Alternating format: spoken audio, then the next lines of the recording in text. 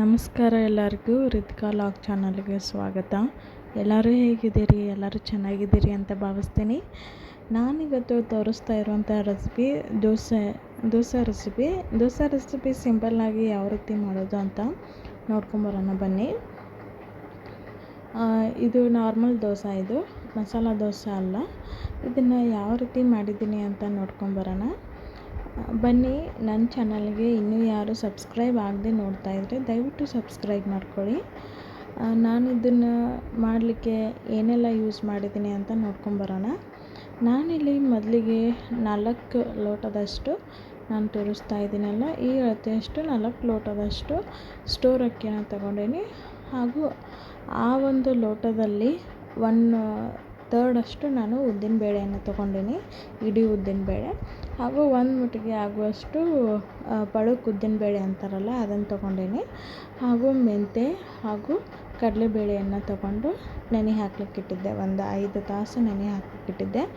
ಇದನ್ನು ನೀವು ನೋಡ್ತಾ ಇರ್ಬೋದು ಎಷ್ಟು ನೀಟಾಗಿ ಎಲ್ಲವೂ ಕೂಡ ನೆನೆದಿದ್ದಾವೆ ಅಂತಂದು.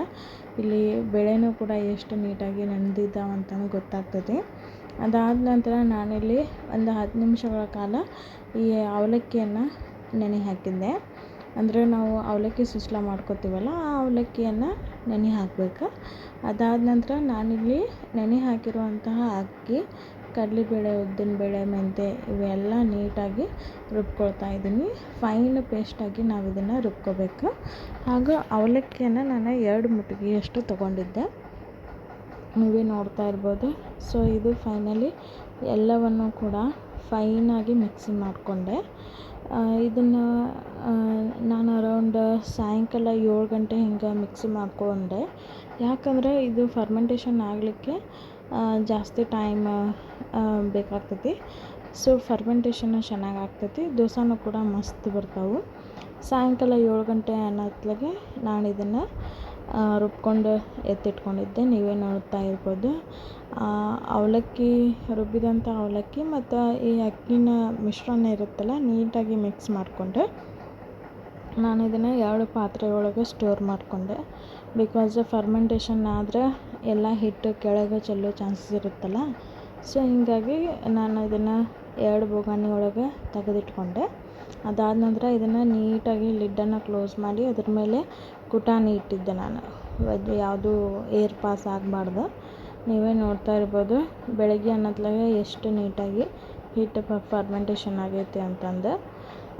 ನಾನು ವಿಡಿಯೋ ಮಾಡೋಕ್ಕಿಂತ ಮುಂಚೆ ಒಂದು ಸಲ ಇದನ್ನು ಮಿಕ್ಸ್ ಮಾಡ್ಕೊಂಡಿದ್ದೆ. ಅಂದರೂ ಕೂಡ ನಿಮಗೆ ತೋರಿಸ್ಬೇಕಂತಂದು ಶೂಟ್ ಮಾಡ್ಕೊಂಡೀನಿ. ಇದು ನೀಟಾಗಿ ಫರ್ಮೆಂಟೇಷನ್ ಆಗಿತ್ತು. ಅದಾದ ನಂತರ ಕಾಯಿ ಚಟ್ನಿಗೆ ಹಸಿ ಕೊಬ್ಬರಿ ಹಾಗೂ ಮೆಣಸಿನ್ಕಾಯಿ, ಸ್ವಲ್ಪ ಶೇಂಗಾ ಬೀಜ, ಪುಟಾಣಿ, ಆಮೇಲೆ ರುಚಿಗೆ ತಕ್ಕಷ್ಟು ಉಪ್ಪು, ಹಾಗೂ ಹುಳಿಗೆ ನಿಂಬೆ ಹುಳಿ ಅಥವಾ ಹುಣಸೆ ಹುಳಿನೂ ಹಾಕೋಬೋದು. ಟೇಸ್ಟ್ ಬ್ಯಾಲೆನ್ಸ್ ಮಾಡಲಿಕ್ಕೆ ಸ್ವಲ್ಪ ಬೆಲ್ಲ ಅಥವಾ ಸಕ್ಕರೆನೂ ಸೇರಿಸ್ಕೊಂಡು ನಾನು ಚಟ್ನಿ ರೆಡಿ ಮಾಡಿಕೊಂಡೆ.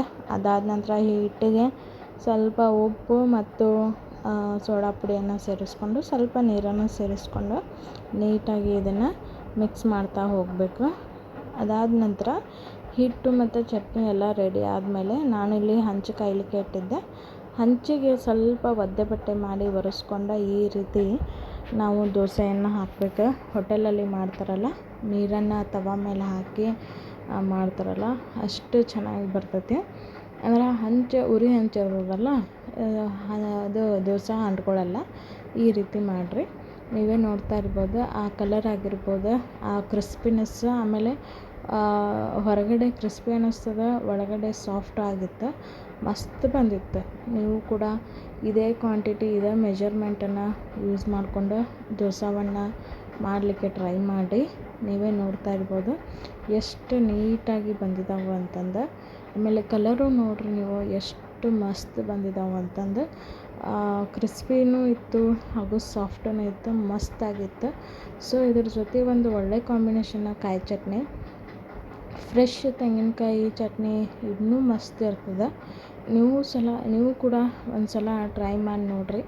ಯಾವ ರೀತಿ ಬಂತು ಅಂತ ಕಮೆಂಟ್ ಹಾಕಿ. Thank you so much. Bye bye.